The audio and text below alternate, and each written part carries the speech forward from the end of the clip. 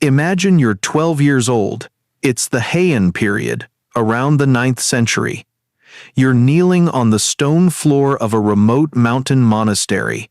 Your family, desperate for money after a bad harvest, has given you to the monks for education. An older monk approaches, his eyes assessing you like a piece of fine art. His hand on your shoulder doesn't feel like a blessing. It feels like a chain. Welcome to the life of a chigo, a temple boy, and your childhood is officially over. This was the start of a horrifying journey through 3 distinct levels of hell: the temple, the samurai castle, and the pleasure district. Quick favor, comment your current time below and subscribe. I want to see how this buried story like this spreads across time zones, because what happened to these young boys is still happening to vulnerable people today. Your engagement literally saves forgotten stories like this one. First, the temples.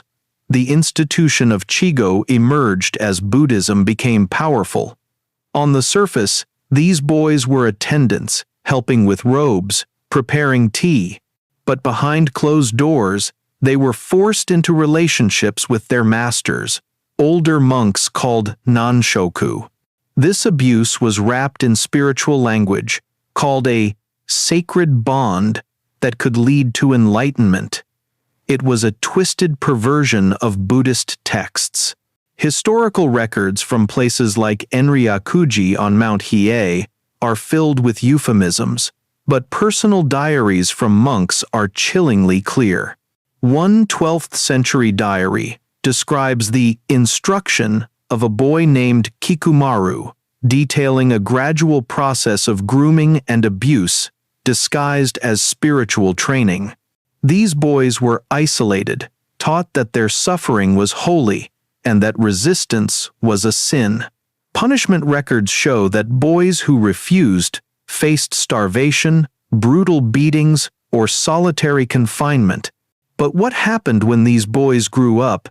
Their androgynous beauty faded. Some stayed on as junior monks, forever scarred. Others were cast out with no skills or family to return to. And the lucky ones? They found their way to the samurai. The samurai warrior class saw what was happening in the temples and thought, "We want some of that." But they removed the spiritual pretense and added a heavy dose of warrior brutality. Here, the boys were called wakashu. Samurai lords would literally purchase these boys from their families, treating them like living weapons. Historical documents from the Kamakura period show samurai trading wakashu for horses or fine armor. A document from 1267 describes a samurai named Minamoto no Yoshitsune trading 2 well-trained wakashu for a prized horse. The training was a brutal fusion of martial arts and sexual submission. They learned to wield a sword by day and submit to their master by night. Brotherhood contracts, signed publicly and blessed by Shinto priests, explicitly outlined these sexual duties. Disobedience was treated like military desertion, punishable by scarring or even execution. Samurai would display their wakashu at parties, comparing their beauty and training like they would their finest stallions. This was a system designed to break spirits. But the final stop in this nightmare was perhaps the most cynical: the commercial pleasure districts of the Edo period. As Japan unified under the Tokugawa shogunate, great cities like Edo, modern Tokyo, and Osaka boomed. With this urbanization came licensed pleasure quarters, like the famous Yoshiwara. While we often hear about the female courtesans, these districts also housed thousands of male prostitutes known as kagema. This was exploitation for pure profit. Procurers, called zigen, would scour the countryside during famines, buying boys from destitute families with contracts for 10 years or more indentured servitude they could never work off. The kagema lived in shadow tea houses, their lives a performance of perpetual availability for a clientele that included wealthy merchants, samurai, and even supposedly celibate monks. Accounts from kagema who survived, like a man named Konoike in 17th century Osaka, describe a life of constant fear of violent customers, disease, and brutal punishment for refusing service.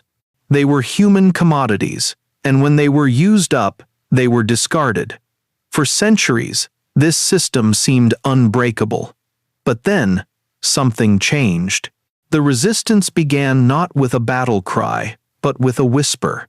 In the winter of 1156, at the Toji Monastery, a chigo named Yoshimaru made a terrifying discovery. Hidden under a floorboard, he found letters between monks discussing the procurement of boys with the cold calculation of livestock traders. One letter detailed the breaking-in process. Begin with small kindnesses, creates gratitude and dependence. By the third month, most offer no resistance. But the final letter was different. It was from a monk named Shinran, who described his own escape and a secret network of survivors called the Mukokai, the Facing West Society, dedicated to helping boys escape. Yoshimaru memorized the details and began to recruit. He found other boys, like Jiro, who burned with hidden hatred. Their network was small, just 6 boys, and their first acts of resistance were subtle, contaminating the monks' food with herbs that caused stomach aches. Small acts, but for the first time, they had agency. Their plan grew more ambitious. A mass escape during the Autumn Moon Festival, coordinated with the Mukokai. But the system fought back. A boy named Tadamani, motivated by fear or Stockholm Syndrome, betrayed them. The punishment was merciless and theatrical. Yoshimaru had his fingers slowly crushed with mallets. Jiro had his tongue pierced with hot needles. They were broken, forced to become part of the very machine that abused them, training new boys in obedience. But the seed was planted. The story of Yoshimaru's rebellion spread.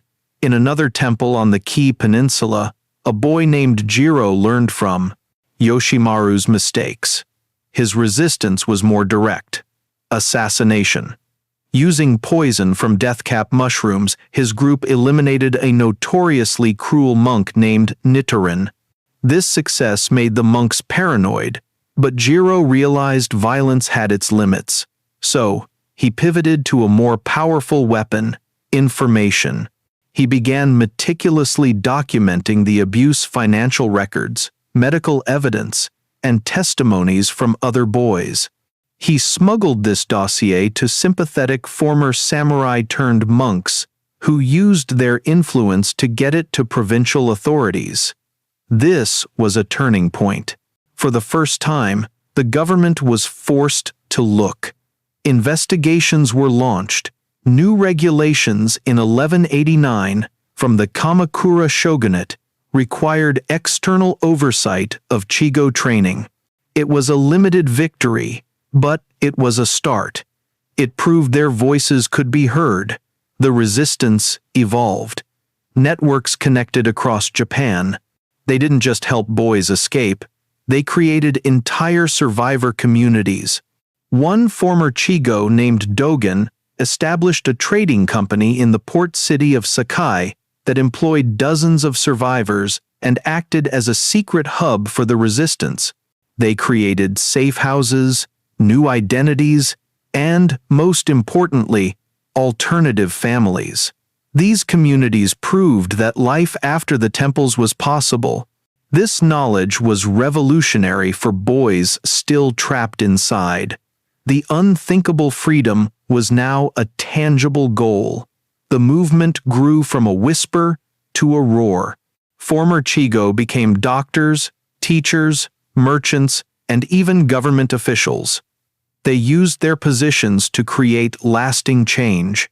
They acquired notorious temples and turned them into schools and safe havens. They established the Restoration Fellowship, a formal network that worked to prevent abuse by supporting at-risk families. The system that had seemed eternal finally began to crumble, not because the powerful had a change of heart, but because the victims refused to be victims any longer. Years later, Yoshimaru, now an old man, stood before a congress of hundreds of survivors.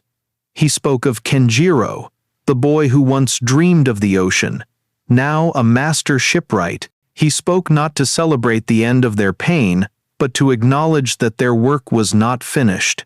They had built a new world from the ashes of the old.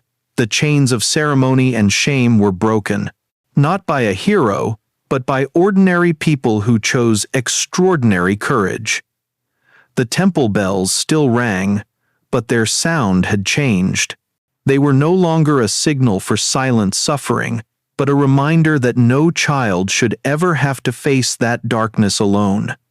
So, what's the takeaway from this dark chapter? It's that history is rarely just about kings and battles. It's about systems of power and the people who challenge them. The story of Japan's male concubines is a brutal reminder of human cruelty, but it's also a powerful testament to the resilience of the human spirit. This is a story that connects us across time. It's incredible to think we're exploring this together from all over the world. So, if you found this dive into a hidden history fascinating, do me a huge favor. Hit that like button and subscribe for more content you won't find in your average history class. And I'm genuinely curious. Drop a comment below and tell me what time it is where you're watching from. It's always amazing to see how far this channel reaches, and your engagement really helps the algorithm share these important stories with more people. Thanks for watching. Stay curious.